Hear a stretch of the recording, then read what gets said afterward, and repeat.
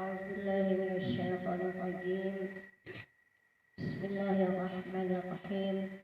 أما بعد، السلام عليكم ورحمة الله وبركاته. الحمد لله رب العالمين وبه نستعين على أمور الدنيا والدين، والصلاة والسلام على سيدنا محمد وعلى آله وصحبه أجمعين.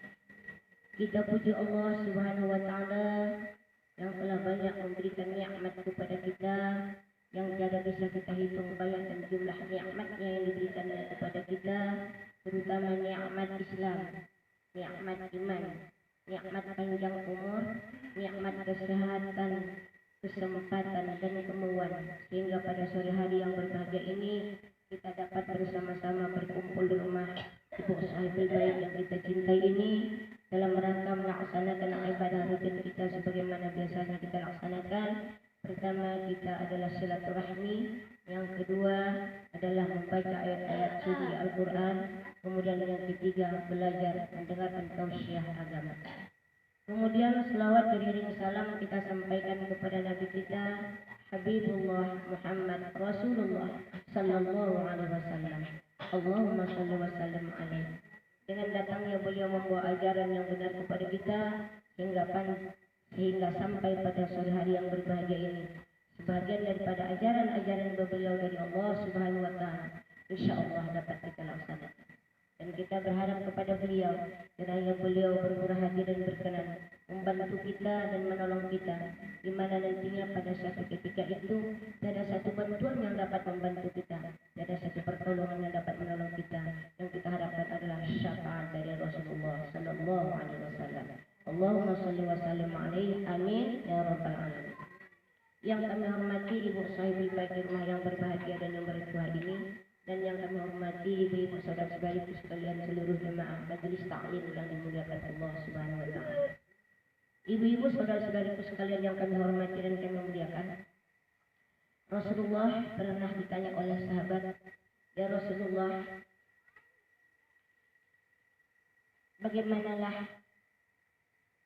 kami dalam hidup dan kehidupan ini supaya kami digolongkan kepada orang-orang yang beriman dan beramal soleh?" Itu pertanyaan yang pertama. Kemudian, apakah amalan-amalan yang kami kerjakan sehingga kami tidak digolongkan kepada orang yang beriman dan beramal soleh? Jadi topik ceramah kita hari ini, kita ambil satu topik bahwa orang-orang yang tidak digolongkan kepada orang-orang yang beriman dan beramal soleh, alangkah sedihnya kita. Kata Rasulullah, orang-orang yang tidak digolongkan kepada orang yang beriman dan beramal soleh, yang pertama, apabila dia tidak mengikuti sunnah Rasul, tidak mengikuti sunnah Rasul dan tidak menjalankan sunnah Rasul. Apa itu sunnah Rasul? Sunnah Rasul itu pernah ditanya sahabat, "Ya Rasulullah, apa saja sunnah kau ya Rasulullah?" Kata sahabat, kata Rasulullah, "Kamu lihat, aku hidup, aku kawin, aku punya istri, aku punya anak, aku sholat," kata Rasulullah, "aku beribadah, aku bersedekah, aku puasa, dan aku mengerjakan perintah Allah dan aku meninggalkan larangan Allah." Jadi apa saja sunnah Rasulullah itu, selama apa yang dikerjakan Rasulullah semasa hidupnya yang baik dikerjakannya itu, maka kita ikutilah. Yang kita kerjakan, maka itu dikatakan sunnah Rasul. Sunnah Rasul itu, apakah itu dikatakannya, apakah itu dicakapkannya, apakah itu diperbuatnya, apakah dia diam dalam hal itu dikatakan juga sunnah Rasul.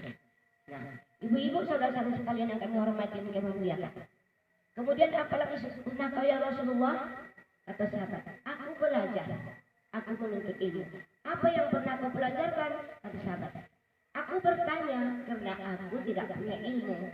Ada seorang orang Yahudi, Rasul tidak tahu binatang apa itu. Lalu Rasul melihat ada seekor binatang lewat dari muka Rasul. Lalu Rasul bertanya kepada seorang pendeta Yahudi. Kata Rasulullah, "Wahai pendeta, binatang apakah yang lewat ini yang ada di hadapanku?" Lalu pendeta Yahudi menjawab, "Itu adalah binatang serigala." Dan kata Rasul, walaupun dia seorang Yahudi, kata Rasul, pendeta, itu saya anggap yang diajarkannya kepadaku. Seharusnya aku tidak tahu, kata Rasul, aku menjadi tahu. Jadi apa yang dikerjakan Rasul pada masa hidup Rasul, itulah kita kerjakan. Jadi kata Rasul tadi, orang yang tidak digolongkan kepada orang yang beriman dan beramal soleh, orang yang tidak mengikuti sunnah Rasul, yang tidak mengikuti perbuatan Rasul, yang tidak mengikuti apa saja yang dikerjakan Rasul semasa hidupnya, maka orang itu tidak digolongkan kepada orang yang beriman dan beramal soleh. Nah, apalagi ya Rasulullah? Aku kata Rasulullah hidup, aku dalam keadaan sulit dan susah karena aku menyampaikan ajaran dan dakwah Allah. Aku juga bersedekah, aku juga bantu anak yatim, aku juga bantu fakir miskin. Jadi semuanya apa yang dikerjakan Rasul itu, walaupun tak sulit kita kerjakan, tapi kita berhasrat dan berniat untuk mengerjakan apa saja segala sunnah Rasul. Nah, itu yang pertama. Kemudian yang kedua, apalagi ya Rasulullah? Kata sahabat, kata Rasulullah, orang yang tidak digolongkan kepada orang yang beriman dan beramal soleh, orang yang banyak memikirkan dunia, sedikit memikirkan akhirat. Nah, lebih banyak dia memikirkan dunia, sedikit memikirkan akhirat. Ini takutlah kita bodoh gitu. Iya bu, takutlah kita bodoh gitu. Lebih banyak kita sekarang ini memikirkan dunia daripada memikirkan akhirat.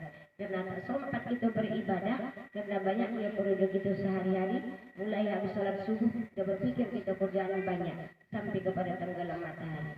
Inilah yang kita takutkan. Wa qarahatul maut, hubbud dunya wa qarahatul maut. Banyak mencintai dunia, lebih banyak kita mengikuti perkembangan dunia, lebih banyak waktu kita buang untuk dunia, sedikit untuk akhirat. Coba kita tanya kita dulu. Ibu-ibu, saudara-saudariku sekalian yang kami hormati dan kami muliakan, kita tanyalah kita dulu. Jujur aja lah kita dari hati kecil kita. Mana lebih banyak kita mengerjakan ibadah daripada tidak? Banyak tidak. Jujur aja lah kita. Inilah yang kita takutkan. Kata Rasulullah, orang yang banyak memikirkan dunia tapi sedikit memikirkan akhirat, itu tidak digolongkan kepada orang yang beriman dan beramal soleh. Inilah yang kita takutkan. Jadi untuk bagi-bagi ini bagaimana kita buat? Maka kita sempatkan juga lah kita untuk beribadah itu, untuk amal-amal soleh kita itu, baik bertasbih, baik berzikir, baik itu berselawat banyak-banyak karena kita ingin pertolongan dari Rasulullah, baik solat sunat yang kita kerjakan qabliyah ba'diyah, baik solat sunat awabin, baik solat sunat taubat, itu bisa banyak-banyak kita kerjakan. Untuk apa itu banyak-banyak kita kerjakan? Untuk mengimbangi pekerjaan dunia yang kita kerjakan ini, karena sungguh banyak sudah kita dilewatkan oleh waktu untuk mengejar dunia, sementara akhirat kita cuma sedikit sekali. Itulah yang dikatakan Rasul, hubbud dunya wa qarahatul maut. Umatku, kata Rasul, sangat banyak mencintai dunia, tapi sangat sedikit mengingat akhirat. Itulah yang kita takutkan. Nah, ibu-ibu, saudara-saudara sekalian yang kami hormati dan kami muliakan, kadang-kadang kita berpikir karena mengingat dunia ini yang banyak penuh dengan pekerjaan sehingga kita lupa dengan ibadah kita. Kadang-kadang kita sholat zuhur itu mau sudah 2:30. Kadang-kadang sholat asar itu kita mau sudah jam 5 lewat. Kadang-kadang sholat maghrib itu kita sudah hampir terakhir di waktu isya. Begitulah seterusnya. Berarti kita lebih banyak memikirkan dunia daripada memikirkan akhirat. Padahal dunia ini hanya sebentar, sejenak, tak lama. Ibarat motor singgah di terminal, tidak akan lama, hanya sejenak.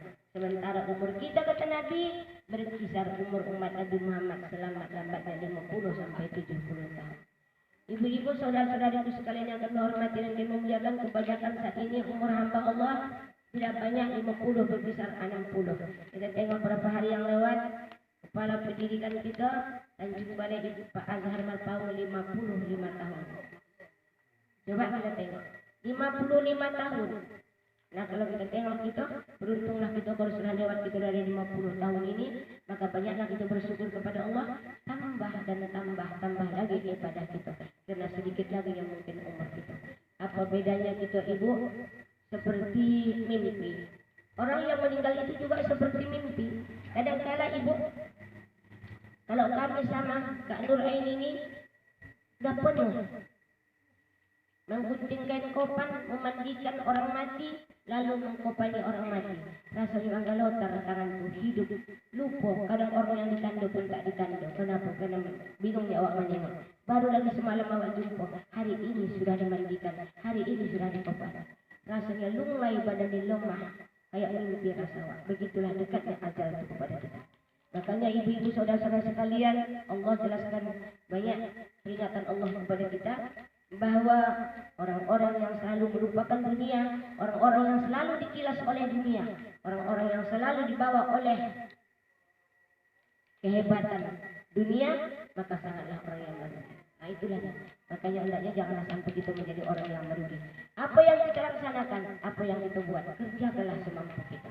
Itu yang dapat kita perjuangkan. Sedikit di sana, sedikit di sini, sedikit di sana, lama-lama menjadi bukti. Jangan ditunggu sampai tua. Nantilah aku tua, kata ibu-ibu yang muda-muda dia tua, aku baru beramal. Jangan ibu pikir yang tua-tua dia bisa beramal. Kesakitan lalu lutut, lemah lalu lutut, menggigit lalu lutut, tak sanggup lagi berdiri, manggalota. Waktu muda telah berpisahnya 30 ke 50 tahun. Kalau sudah lewat 50, mulailah tak tolak. Lemahlah, capeklah, basakitanlah, menggigitilah, tak bisa lagi beribadah. Nah itulah, maka jangan kita selalu mengatakan nanti aku tua beribadah. Jangan sempat tua. Waktu muda itulah kita diberikan Allah kepada kita kesempatan, kesehatan beribadah. Kalau sudah tua tak ada lagi cerita. Nah ibu-ibu saudara-saudaraku sekalian yang kami hormati dan memuliakan. Itu yang kedua. Kemudian yang ketiga kata Nabi, orang-orang yang sangat kikir dalam hidup dan kehidupan ini. Di mana kita pikirnya, di mana kita boleh beribadah kepada Allah. Ini saya sampaikan kepada jemaah saya semalam di Masjid Abido. Jujur saja ibu, berapa lama ibu mengerjakan sholat? 5 menit. Berapa lama ibu bertasbih tak sempat? Berapa lama ibu mengucapkan istighfar sekali? Jujur saja dijawab ibu. 1 kali itu pun ibu sudah sambil balahi. Nah itulah 1 kali sambil balahi menyangkutkan kalau itulah. Bayangkan ibu lagi coba, alangkah kita ruginya. Andainya kita dipanggil Allah 60 tahun usia kita, maka apalah anak kita bertanggung jawab. Dalam kubur sudah datang pertanyaan, Marrabbuka, apa Tuhan? Siapa Tuhan kamu? Kalau Tuhan kita banyak kita mengucapkan La ilaha illallah, La ilaha illallah, La ilaha illallah. Banyakkan zikir tatkala kita habis sholat. Zikir itu diikrarkan dalam lidah, dikasihkan dengan hati. Itu sangat banyak menolong kita. Mulai dari dalam kubur, pertanyaan mukarwanakan itu mudah kita jawab. Kenapa kata Rasul, salah satu ibadah yang mendekatkan diri kepada Allah banyak zikir, mengingat Allah sehingga kita rasanya dekat dengan Allah. Tapi jangan pula macam orang yang takziah, la ilaha illallah, la ilaha, la ilaha, la ilaha, la ilaha, habis. Tapi bagaimana yang sebaiknya? La afdalul zikri fa'lam annahu la ilaha illallah. Sebaik-baik zikir seabdul zikir kalimat la ilaha illallah. Lambat-lambat. La ilaha illallah, la ilaha illallah, la ilaha illallah. Sehingga meresap dalam hati kita seolah-olah Allah itu rasa kita dekat tak berantara dari kita. Itulah yang perlu banyak kita amalkan. Nah itu dia. Nah kemudian amalan-amalan yang lain banyak. Subhanallah wa bihamdihi subhanallahil azim. Pendek diucapkan banyak pahalanya. Nah kemudian surah Al-Ikhlas. Setiap habis sholat, jangan tinggalkan tempat sholat sebelum baca qul huwallah 11 kali.